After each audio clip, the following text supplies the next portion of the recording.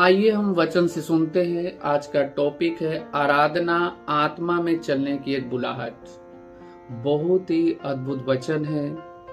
यह लिया गया है फिलिपियो 3 अध्याय का 3 वचन। यहाँ लिखा है हालेलुया, क्योंकि खतना वाले तो हम हैं ही जो आत्मा में परमेश्वर की उपासना करते हैं। हालेलुया। और मसीह यीशु पर घमंड करते हैं और शरीर पर भरोसा नहीं रखते। इसमें बहुत कुछ सीखने को है। लिखा है क्योंकि खतना वाले तो हम हैं ही जो आत्मा में परमेश्वर की उपासना करते हैं और मसीह यीशु पर घमंड करते हैं और शरीर पर भरोसा नहीं रखते। आइए हम देखते हैं, इस वचन में बहुत कुछ सीखने को है। जैसा कि आपने कल सीखा था, सच्ची आराधना एक सच्ची सेवा है। सच्ची आराधना एक सच्ची सेवा है। अब आज सीखेंगे हम कि जो सच्ची आराधना है वह आपकी आत्मा की है। सच्ची आराधना किसकी आराधना है? आत्मा की। अर्थात आत्मा से आत्मा की सहभागिता या संगति, आत्मा से, पवित्र आत्मा से आपकी आत्मा की सहभागिता या संगति। सच्ची आराधना का इस बात से कोई लेना देना नहीं है कि आप कैसा महसूस करते हैं या एक गीत को कितना मधुर लगता है। सच्ची आराधना से कोई अंतर नहीं पड़ता कि आप कैसा महसूस कर रहे हैं या एक गीत कितना मधुर गाया गया, एक गीत कितने सुरीले गाए गए। इससे सच्ची आराधना का कोई लेना देना नहीं है। और यहीं पर बहुत से लोग चूक गए हैं।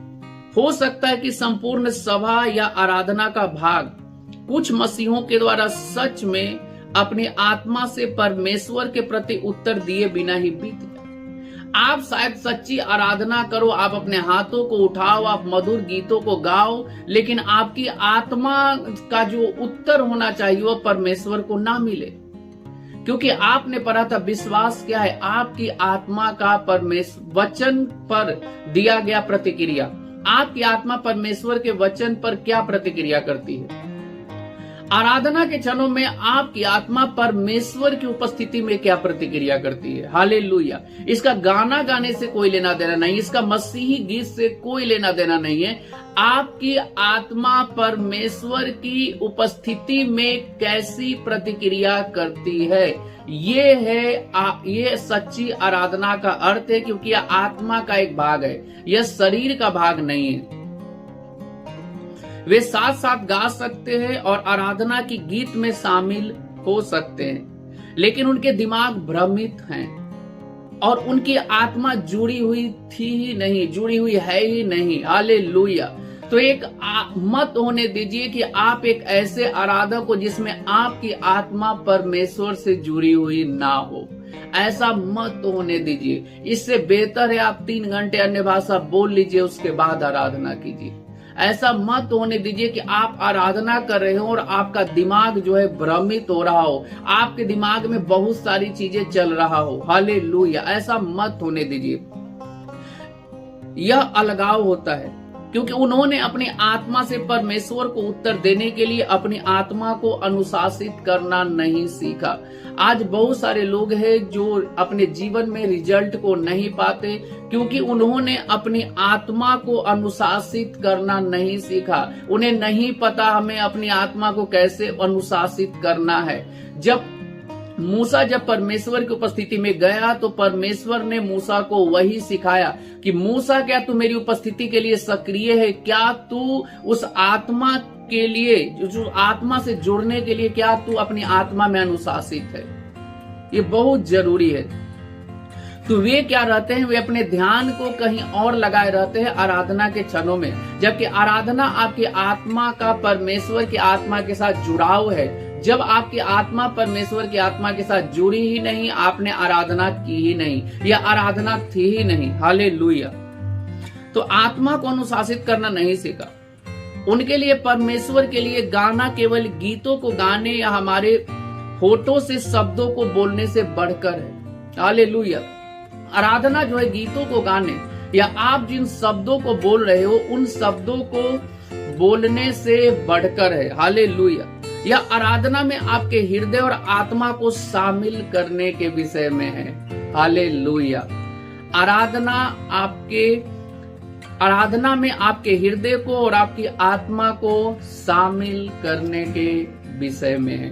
हालेलुया। तो मत होने दीजिए कि आप एक ऐसी आराधना करें जिसमें आपका हृदय और आपकी आत्मा इन्वॉल्व भी ना हो। ऐसा मत होने दीजिए, क्योंकि आराधना में आपके हृदय का इन्वॉल्व होना बहुत जरूरी है और आराधना में आपकी आत्मा का इन्वॉल्व होना बहुत जरूरी है।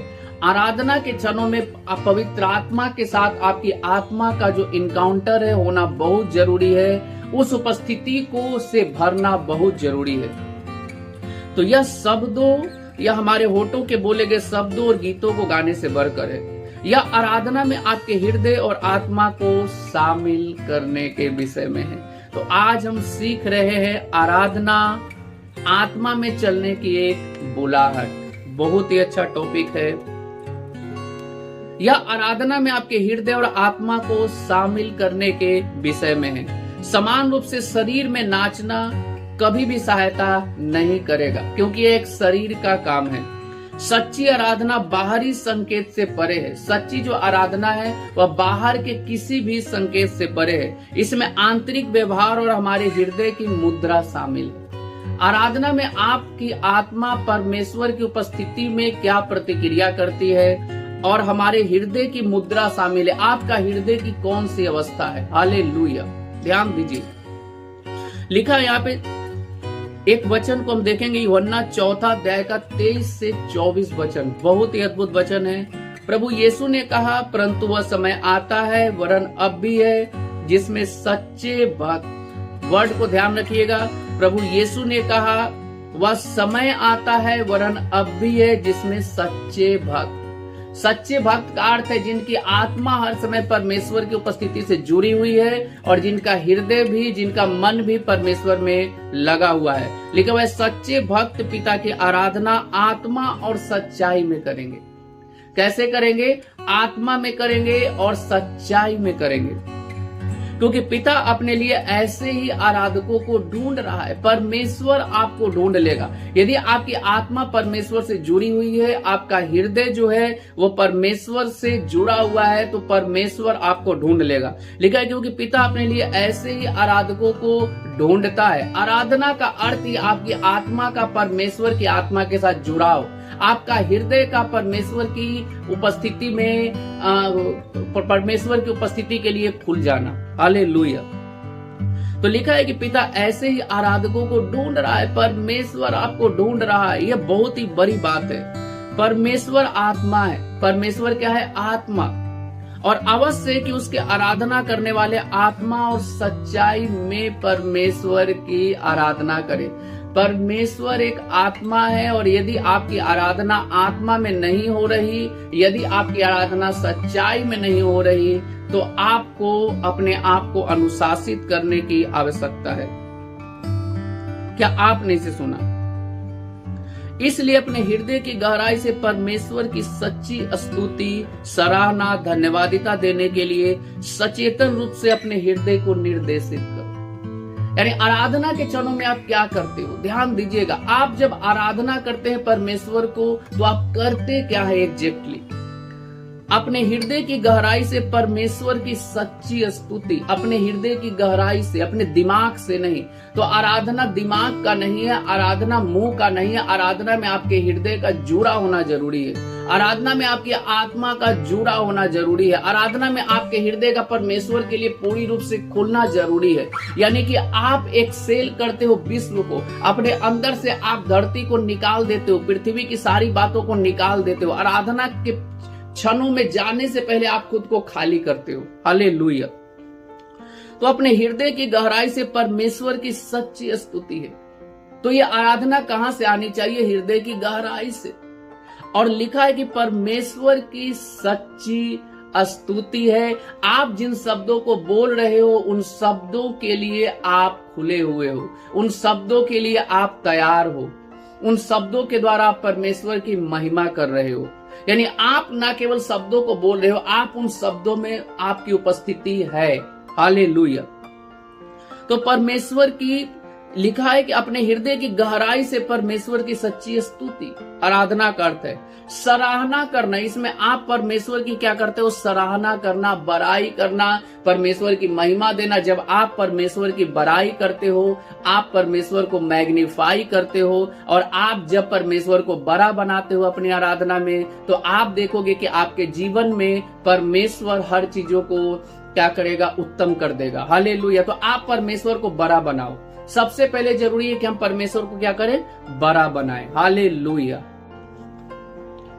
तो आपने देखा कि आराधना क्या है? यह आपके हृदय की गहराई से आनी चाहिए।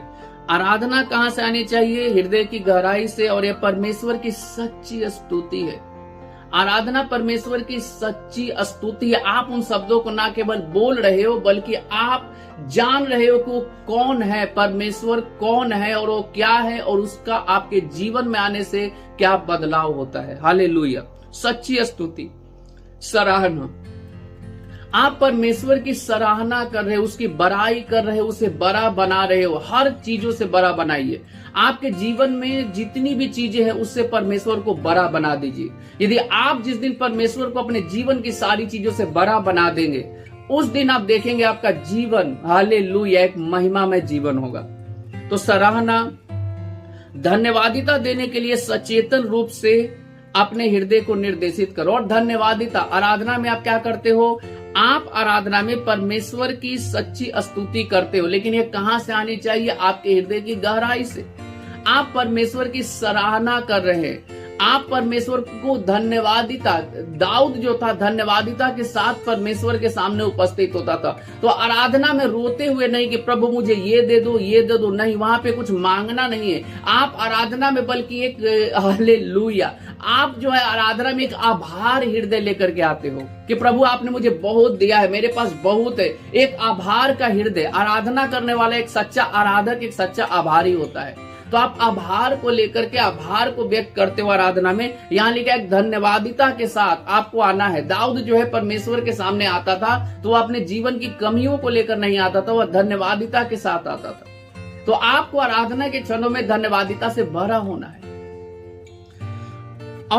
और इसके लिए आप अपने हृदय को क्या करते हो? निर्देशित करते हो। हालेलुया। हम आत्मा में चलने के लिए बुलाए गए हैं। हम जो है, हमारा जो नया जन्म हुआ है वह किसमें हुआ है? आत्मा में हुआ है, और हम आत्मा में चलने के लिए बुलाए गए हैं। गलातियों की पुस्तक 5वां अध्याय का 16 वचन आप पढ़ेंगे। यहाँ लिखा है, पर मैं कहता हूं आत्मा के अनुसार चलो।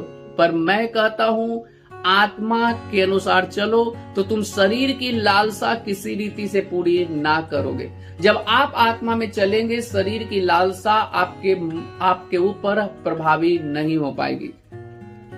अपनी आत्मा से प्रभु की आराधना करना आपके जीवन का स्वाभाविक और अभ्यस्त तरीका होना चाहिए। हालेलुया। अपनी आत्मा से प्रभु की आराधना करना आपके जीवन का एक अभ्यस्त तरीका होना चाहिए। यानी कि आप केवल सैटरडे को नहीं आराधना कर रहे, आप संडे को नहीं कर रहे, आप हर दिन आराधना के लिए क्या है? अभ्यस्त। आपको परमेश्वर के लिए खुलना होगा। आप परमेश्वर के लिए इतना खुले होते हो कि आपके होठों से हमेशा परमेश्वर की बड़ाई, महिमा निकलते रहती है। हालेलुया। जब कभी आप परमेश्वर की आराधना करते तब आत्मा में चलने की बुलाहट को हमेशा याद रखो। आप जब आराधना करते हैं परमेश्वर की, तो एक आत्मा में चलने की बुलाहट, आपका ध्यान का होना चाहिए कि मुझे आत्मा में चलने के लिए बुलाया गया है। हालेलुया।